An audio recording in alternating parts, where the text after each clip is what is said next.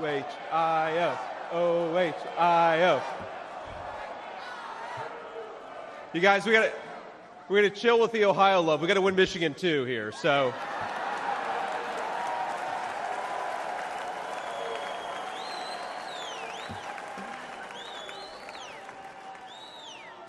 my friends, tonight is a night of hope, a celebration of what America once was, and with God's grace, what it will soon be again.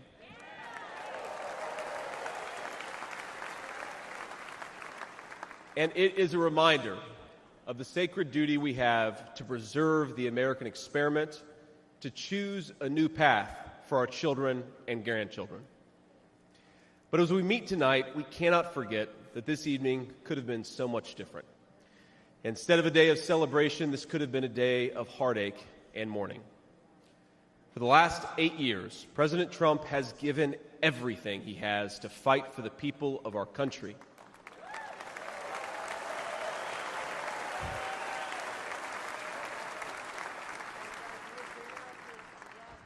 He didn't need politics, but the country needed him.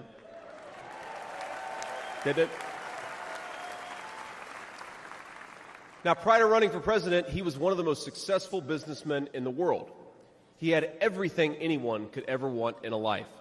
And yet, instead of choosing the easy path, he chose to endure abuse, slander, and persecution. And he did it because he loves this country.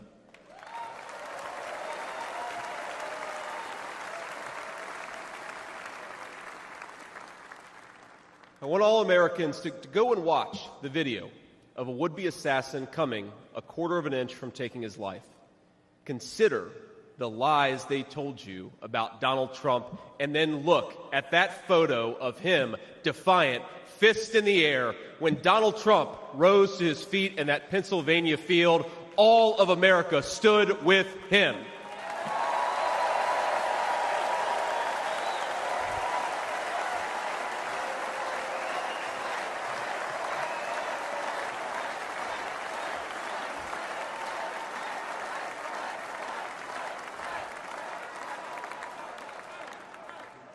And what did he call us to do for our country? To fight for America. Even in his most perilous moment, we were on his mind.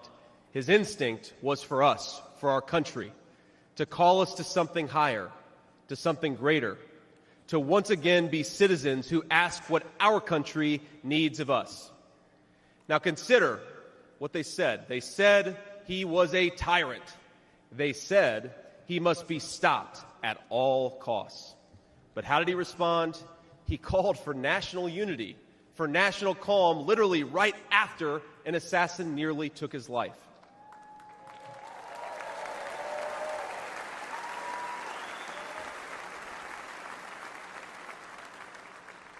He remembered the victims of the terrible attack, especially the brave Corey Compertori, who gave his life to protect his family. God bless him. And then President Trump flew to Milwaukee and got back to work.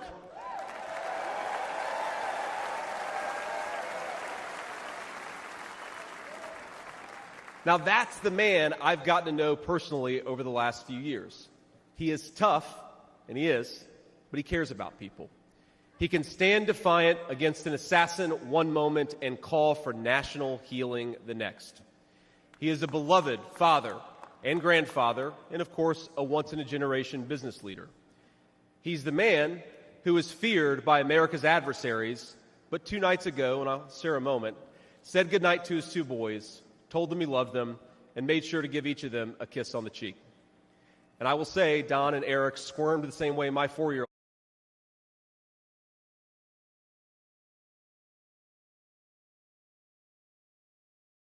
does when his daddy tries to give him a kiss on the cheek. Sorry, guys. Each of them a kiss on the cheek. And I will say, Don and Eric squirmed the same way my 4-year-old does when his daddy tries to give him a kiss on the cheek. Sorry, guys. He is all those things, but tonight we celebrate he is our once and future President of the United States of America.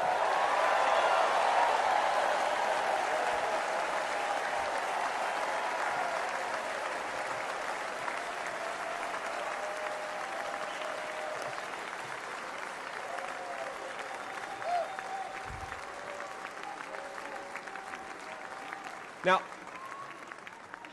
I want to respond to his call for unity myself. We have a big tent in this party on everything from national security to economic policy. But my message to you, my fellow Republicans, is we love this country and we are united to win.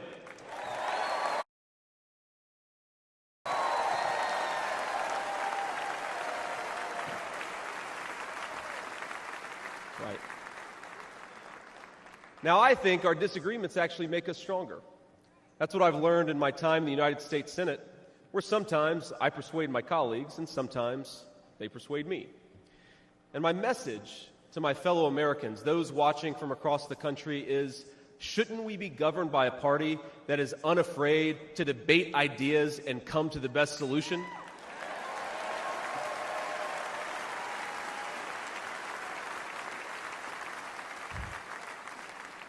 That's the Republican Party of the next 4 years, united in our love for this country and committed to free speech and the open exchange of ideas.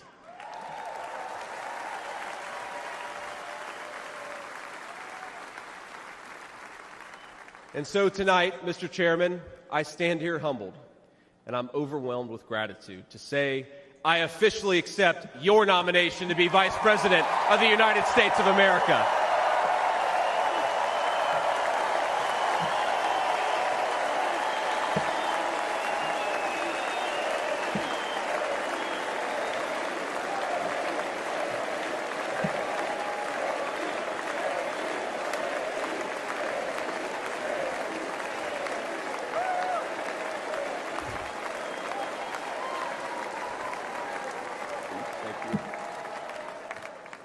Now, never in my wildest imagination could I have believed that I'd be standing here tonight. I grew up in Middletown, Ohio, a small town where people spoke their minds, built with their hands, and loved their God, their family, their community, and their country with their whole hearts. But it was also a place that had been cast aside and forgotten by America's ruling class in Washington. When I was in the 4th grade, a career politician by the name of Joe Biden supported NAFTA, a bad trade deal that sent countless good jobs to Mexico. When I was a sophomore in high school, that same career politician named Joe Biden gave China a sweetheart trade deal that destroyed even more good American middle-class manufacturing jobs. When I was a senior in high school, that same Joe Biden supported the disastrous invasion of Iraq, and at each step of the way, in small towns like mine in Ohio or next door in Pennsylvania or Michigan, in states all across our country, jobs were sent overseas and our children were sent to war. And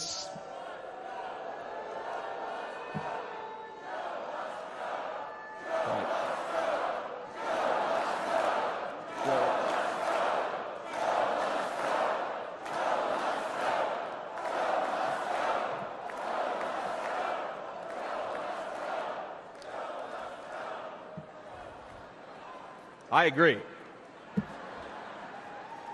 And somehow, a real estate developer from New York City by the name of Donald J. Trump was right on all of these issues while Biden was wrong.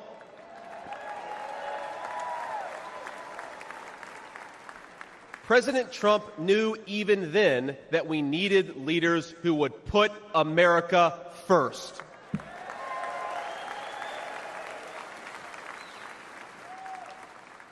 Now, thanks to these policies that Biden and other out-of-touch politicians in Washington gave us, our country was flooded with cheap Chinese goods, with cheap foreign labor, and in the decades to come, deadly Chinese fentanyl.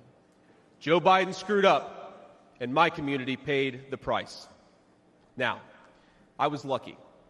Despite the closing factories and the growing addiction in towns like mine, in my life, I had a guardian angel by my side.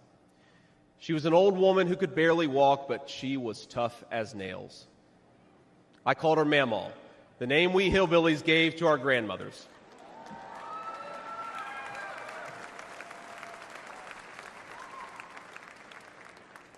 Mamaw raised me as Mamaw raised me as my mother struggled with addiction. Mamaw was in so many ways a woman of contradiction. She loved the Lord, ladies and gentlemen. She was a woman of very deep Christian faith.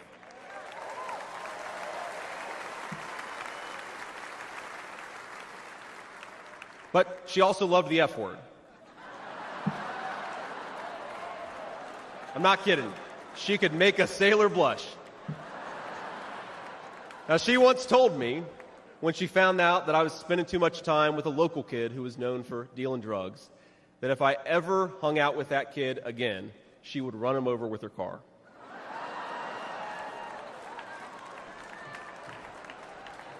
That's true.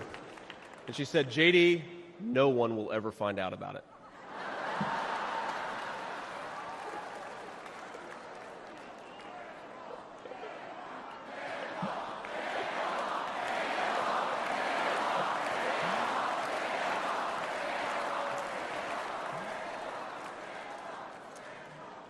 Now, thanks to that Mamaw, things worked out for me. After 9/11, I did what thousands of other young men my age did in that time of soaring patriotism and love of country.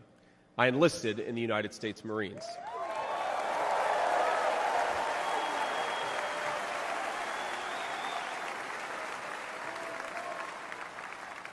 Semper Fi to my fellow Marines.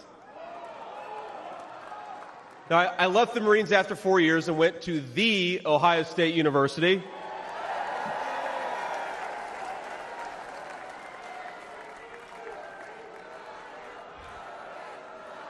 I'm sorry, Michigan. I had to get that in there.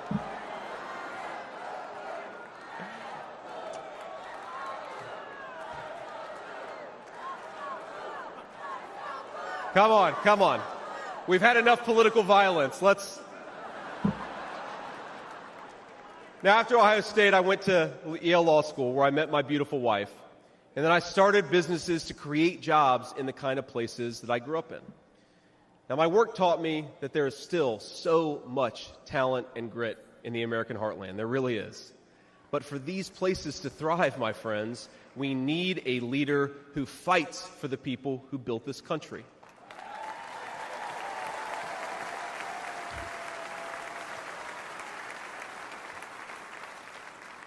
We need a leader who's not in the pocket of big business, but answers to the working man, union and non-union alike.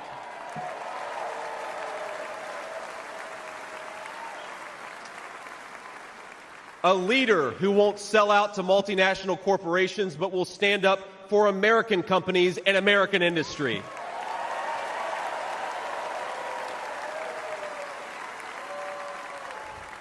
A leader who rejects Joe Biden and Kamala Harris's Green New scam and fights to bring back our great American factories. We need President Donald J. Trump.